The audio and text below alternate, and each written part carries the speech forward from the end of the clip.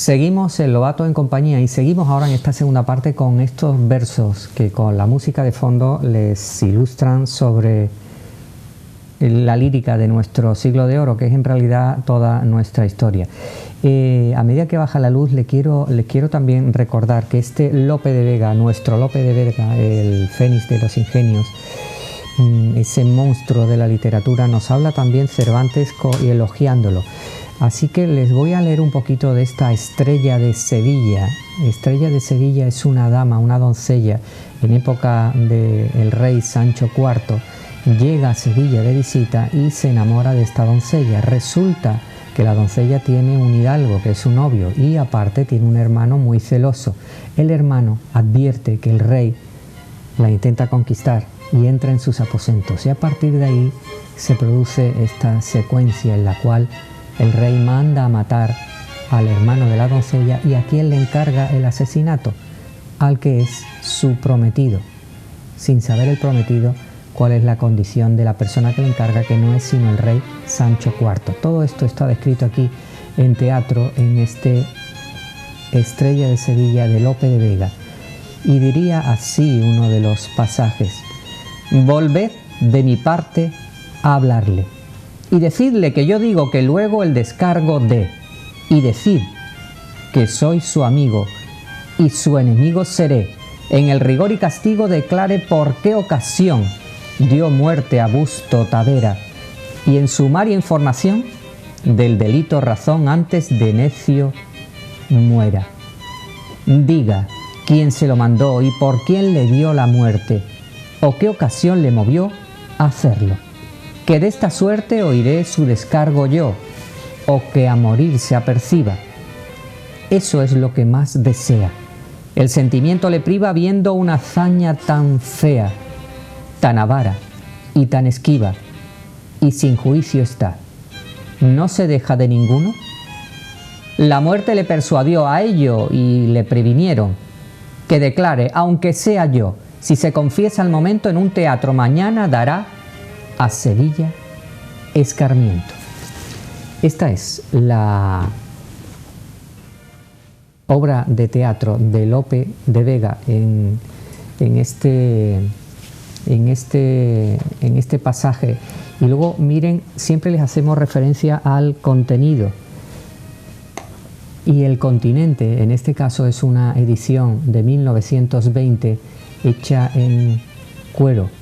Este cuero y este libro, por supuesto, uno disfruta no solamente en la lectura, que también, por supuesto, sino en el tacto, en el tratamiento del propio libro. Luego esta obra se ha representado muchísimo en Madrid, en el Teatro Español, en el Corral de Comedias de Almagro y por toda España. Así que un poquito de siglo de oro con Lope de Vega. El programa pasado les hablamos también de William Shakespeare y Cervantes también nos lo agradecerá, este siglo de oro. Bueno, don Jesús, en este afán de traer los libros, que hemos contado con que tú también nos has traído los tuyos, ¿cuánto queda por escribir en todo caso sobre gastronomía? ¿Se pueden todavía hacer más recetas? ¿Se puede crear más literatura? Luego vamos a hablar de la cocina de Don Quijote. ¿Cómo ves tú el desarrollo bibliográfico al respecto de la gastronomía? Bueno, pues el tema de los libros de gastronomía, se está escribiendo recetas. La receta nunca se va a acabar mientras que se siga habiendo sabores diferentes, inventando, haciendo mezcla de frutos, de verduras y nunca se va a acabar. La exportación va a seguir aumentando la cantidad de libros de cocina que hay. Eso está clarísimo, pero volvemos a lo de antes, que la cocina prácticamente todo ya viene, haga lo que se haga, viene de algo anterior. Estamos hablando, por ejemplo, que si hablamos del Quijote, cualquier guiso del Quijote lo podemos traer hoy en día a cualquier bar de aquí, de Jerez. Claro. Bueno, lo único que va cambiando son las tendencias y se va pues rizando el rizo cada vez más. Bueno, yo te voy a preguntar sobre ingredientes y sobre elementos de la cocina, de las especias también, si te parece, de esa primera vuelta al mundo y lo que supuso el tráfico de las especies hacia la península. Jesús ha traído su libro de recetas a modo de diccionario y yo ya les he mostrado este libro también, que es un libro de viajes, y este libro de viajes, España turística, primero porque les proponemos que ese turismo español en España y con la visita a todos nuestros pueblos, monumentos y ciudades merece mucho la pena, en busca, por supuesto, de la cultura, de la literatura, de la gastronomía. Yo le voy a dar pie a Jesús Márquez de algo que nos dice este libro, en concreto sobre las recetas, y que dice así, de la cocina que uno se puede encontrar por España. Dice: los árabes reunieron a nuestra tradición culinaria el voluptuoso arte de sus sabores y olores. El típico agridulce de muchas de nuestras comidas proviene de la introducción de la sidra, el limón y el naranjo.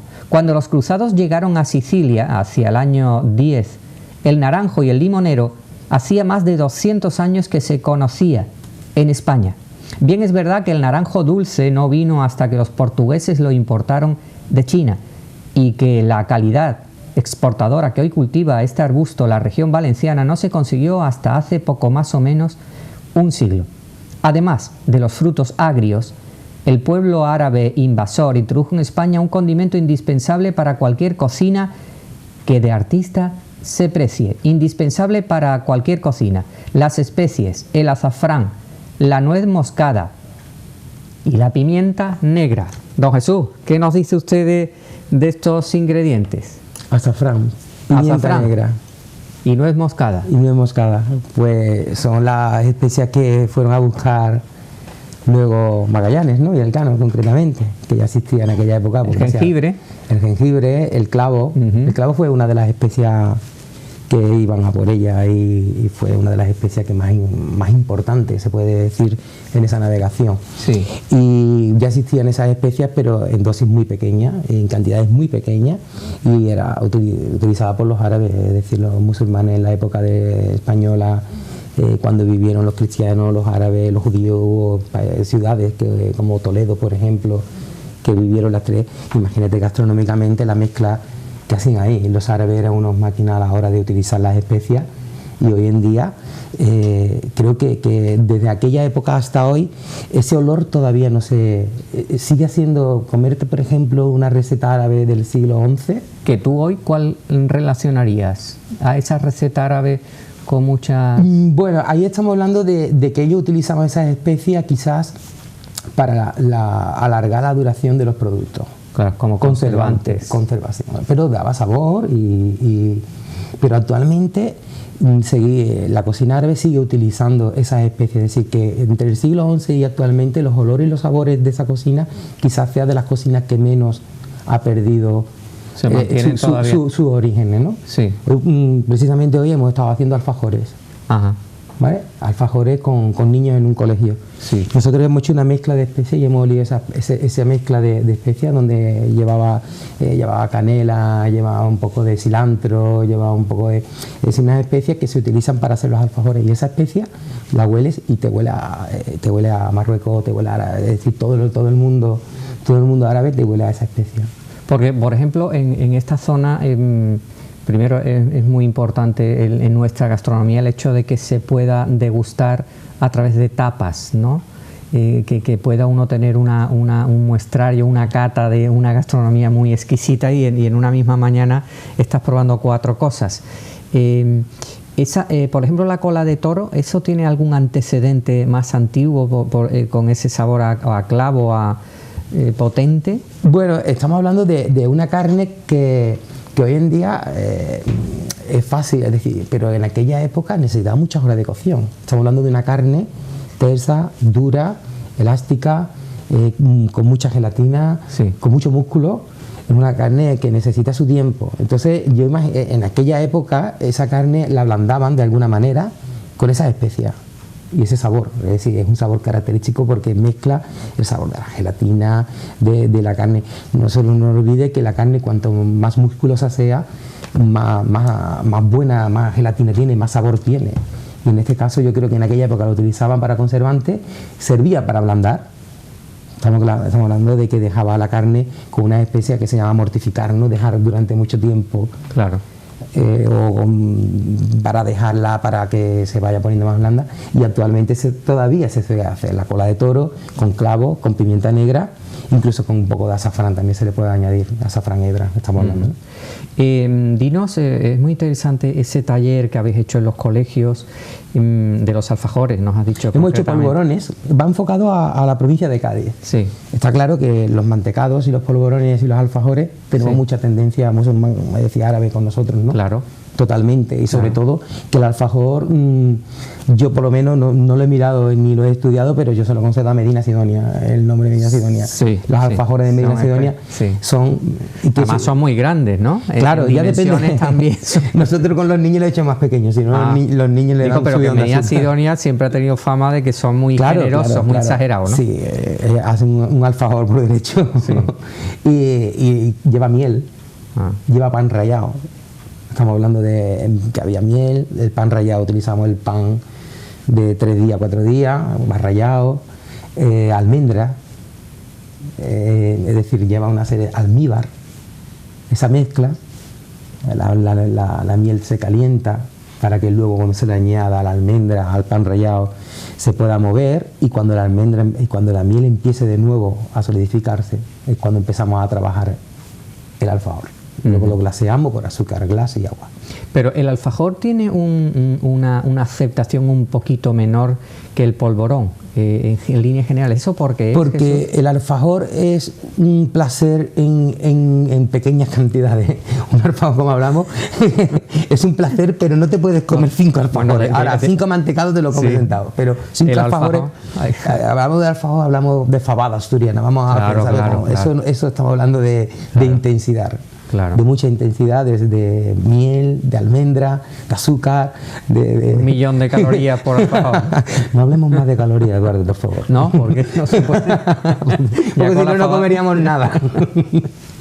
Dinos una cosa, porque ahora que tenemos a la cámara, yo creo que merece mucho que a Jesús Márquez y a su espacio Decimoarte le demos el sitio para que él se expansione como cree oportuno. ¿Dónde se pueden encontrar tu localización? Si te queremos encargar un taller o tenemos un colegio que se quiera hacer cargo Nosotros tenemos una web. Sí. Es cierto que ahora con el tema COVID, pues la web ahora mismo no estamos montando talleres. No estamos haciendo talleres porque es un espacio muy grande y solo podemos hacerlo para 6 personas. Claro. Estamos esperando que rápidamente nos ponga la vacuna a todo el mundo y podamos abrir de nuevo y empezar a hacer los talleres. Actualmente estamos haciendo show cooking, que son cocinas, hemos puesto una mampara, hemos puesto grupos muy bien separados, es un sitio muy controlado. Show cooking. Qué bonito. ¿Vale? Que es cocina en directo. Sí. Y llevamos todas las medidas COVID perfectamente. Bueno, dinos la dirección de la web, por favor. Bueno, es www.espaciodecimoarte.com. También pues, estamos en redes, en Facebook, Instagram. Y por la web vendemos prácticamente lo que son los talleres, los show cooking, los eventos. Actualmente estamos vendiendo por teléfono. Y hacemos eso, hemos dividido el espacio en 4 partes para 6 personas, que son 24 personas, bastante bien separadas, con sus mamparas y sus medidas de seguridad. Bueno, vamos a ir siguiendo hablando de gastronomía, vamos a ir a Don Quijote de la Mancha para que Jesús Márquez nos lea también un poquito de Don Quijote dentro de este ámbito gastronómico festivo de la Navidad. Yo le voy a dar la introducción y él nos va a seguir leyendo. Vamos a leer un trocito de este capítulo 10, le hablo de la primera parte de Don Quijote de la Mancha, que se titula De los graciosos razonamientos que tuvieron entre Don Quijote y Sancho Panza, su escudero. Y diría así este fragmento: ya te he dicho, Sancho, que no te dé eso cuidado alguno, que cuando faltare ínsula, ahí está el reino de Dinamarca o el de Soliadisa, que te vendrán como anillo al dedo, y más que por ser en tierra firme, te debes alegrar. Pero dejemos esto para su tiempo, y mira, si traes algo en esas alforjas que comamos, porque vamos luego en busca de algún castillo, donde alojemos esta noche y hagamos el bálsamo que te he dicho, porque yo te voto a Dios, que me va doliendo mucho la oreja. Don Jesús, por favor, continúe usted por aquí, si es tan amable. Aquí trae una cebolla y un poco de queso, y no sé cuántos mendrugos de pan, dijo Sancho. Pero no son manjares que pertenece a tan valiente caballero como vuestra merced. ¿Qué más lo entiende?, respondió Don Quijote. Hágote saber, Sancho, que es honra de los caballeros andantes no comer en un mes, y ya que coman, sea de aquello que hallaren más a mano. Y esto se te hiciera cierto si hubieras leído tantas historias como yo, que aunque han sido muchas, en todas ellas no he hallado hecha relación de que los caballeros andantes comiesen, sino era acaso y en algunos suntuosos banquetes que le hacían, y los demás días se lo pasaban en flores. Y aunque se deja, y los demás días se lo pasaban en flores, y aunque se deja entender que no podían pasar sin comer y sin hacer todos los otros menesteres naturales, porque en efecto eran hombres como nosotros, hace de entender también que andando los más del tiempo de su vida por las florestas y desplovados, y sin cocinero, que su más ordinaria comida sería de viandas rústicas, tales como las que tú ahora me ofreces. Así que, Sancho amigo, no te congojes lo que a mí me da gusto, ni siquiera es tú, hacer nuestro nuevo, sino sacar la caballería andante de sus quicios. Perdóneme, vuestra merced, dijo Sancho, que como yo no sé leer ni escribir, como otras veces he dicho, no sé si he caído en la regla de la profesión caballeresca, y de aquí adelante yo preveré las alforjas de todo género de fruta seca para vuestra merced, que es caballero, y que para mí los proveeré, pues no lo soy, de otras cosas volátiles y de más sustancia. No digo yo, Sancho, replicó Don Quijote, que sea forzoso a los caballeros andantes no comer otra cosa, sino esas frutas que dice, sino que sus más ordinarios sustentos debía hacer de ellas y de algunas hierbas que hallaban por los campos que ellos conocían y yo también conozco. ¡Qué maravilla! Bueno, Don Quijote nos sigue ilustrando, Don Miguel de Cervantes, por dónde debe ir la traza de su cuento. Hay muchas versiones en torno a cómo se genera Don Quijote, si parte de un cuento pequeñito, el cual se va ampliando y aparecen historias, primero que demuestran la inmensa cultura y conocimiento de personajes, de situaciones y de adversidades. Eso es lo que Cervantes hace gala en muchísimas partes del Quijote. Ahora quisiera hablarles de la cocina de Don Miguel de Cervantes, pero estando aquí Jesús Márquez, estando aquí Espacio Décimo Arte, yo la verdad voy a ser más recatado y le voy a decir a él, aunque sea abuela pluma, qué plato, qué cocina, qué guiso tú nos relacionarías y nos daría así como nos has dicho lo de los langostinos a la sal. ¿Qué otra cocina dentro del ambiente de Don Quijote de la Mancha nos recomendarías, Jesús? Bueno, hace referencia en el Quijote de uno de los guisos, concretamente Sancho, habla de lo que era la olla podrida, ¿no? Su nombre es lamentable, pero en aquella época pues la olla podrida era echar todo en una olla, todo lo que había, todo lo que quedaba, todo lo que estaba ya en un estado mal, pues todo perjudicado. Estamos hablando que llevaba las especies y demás y aguantaba más. Claro. Pero lo que hacían era echar en una olla todos los ingredientes, que echaba legumbres, verduras, carnes y agua.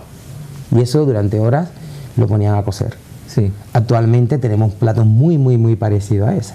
Sí. ¿Qué plato sacaría yo de ahí, de un cocido, donde lleva agua, donde lleva legumbres, donde lleva verduras y donde lleva carnes? Pues prácticamente lo enfocaría a un puchero. Ajá. ¿Vale? Un puchero lleva legumbres, lleva verduras, lleva carne y lleva agua. ¿Qué podemos sacar de ese puchero? Pues las legumbres, los garbanzos y la carne, y podemos hacer otro plato, aparte de hacer unas croquetas, aparte de hacer mil cosas. Pero hay un plato que se llama ropa vieja, Qué bonito. Que por cierto, tiene años. Tiene años. ¿Vale? Es decir, que no estamos hablando de un plato, estamos hablando de un plato que ahora, por ejemplo, se está haciendo con corvina, con pescado. Pero para hablar y para que entiendan de ropa vieja, sin perjuicio de que siga explicándolo Jesús, hace falta tener unos añitos para que uno haya comido ropa vieja, ¿no? Bueno, actualmente se está haciendo en muchos sitios en cocina la ropa vieja, es decir, y como te estaba diciendo, hay sitios que lo está haciendo con pescado, es decir, están montando el pescado con corvina, por ejemplo, se está haciendo la ropa vieja de corvina. ¿Ah, sí? Hombre, con sus garbanzos, con sus patatas, porque a la ropa vieja le estamos agregando patatas fritas. Freímos unas patatas buenas de Montealgaida, de la Algaida, y se le agregamos a lo que es la ropa vieja. Bueno, para que el que no sepa lo que es la ropa vieja, si quieres lo digo cómo funciona. Estamos hablando de preparar un sofrito con una poca de cebolla.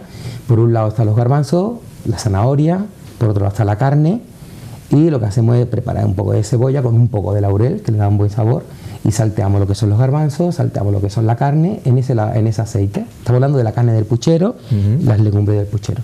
Y ya para el final le agregamos las patatas, un poco de sal y un poco de vino. ¿Vale? En este caso vino de aquí, de Jerez, ¿no? Un poco de eso, esperamos que el vino se evapore y simplemente comer. ¿Vale? Bueno, pues con la ropa vieja, mi querido amigo, terminamos el programa de hoy. Jesús Márquez, gracias, Espacio Décimo Arte. Muchas gracias por haber estado en Lobato en compañía. Muchas gracias. Gracias a ti. Ha sido un placer estar aquí contigo. Continuará.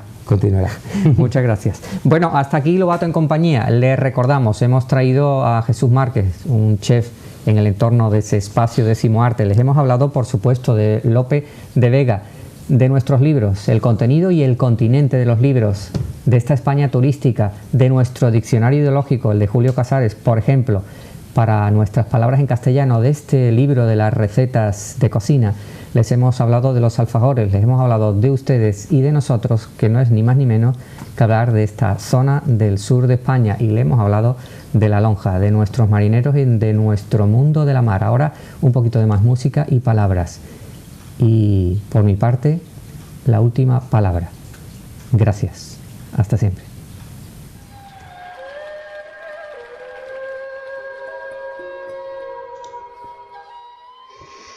Y hoy os traigo algo de este Tribunal Supremo, donde hay sin duda que trabajar con la frente alta y la mirada elevada hacia los símbolos de la elocuencia, la justicia, la equidad, la rectitud y la igualdad. O eso debería de ser, porque este órgano judicial se encuentra en lo más alto del poder judicial español y su jurisdicción se extiende a todo el territorio nacional y es el órgano superior de todos los órdenes. Ustedes saben, el civil, el penal, el contencioso, el laboral, el militar. Porque también les quería hablar de esa justicia o de esa injusticia que padeció don Miguel de Cervantes en ese procedimiento penal en el proceso de Valladolid en 1605.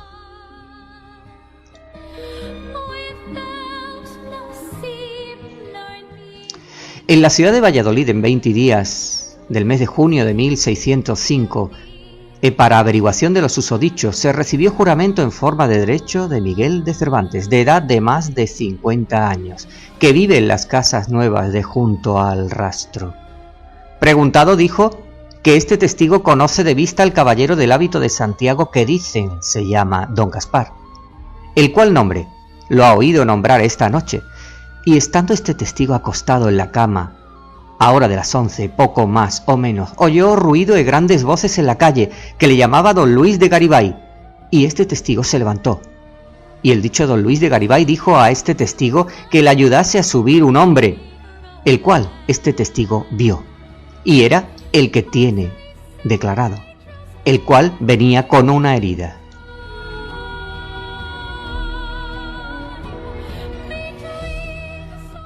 Venía con una herida encima de la ingle y le preguntaron dijese quién le había herido, el cual no quiso responder ninguna cosa. Y esto es la verdad. Para el juramento fecho y lo firmo Miguel de Cervantes. Ante mí Fernando de Velasco. Un ejemplo de la injusticia que padeció don Miguel de Cervantes, amparado por tribunales y desamparado también él por muchos. Un pequeño detalle de nuestra historia. Les habló Domínguez Lobato Eduardo.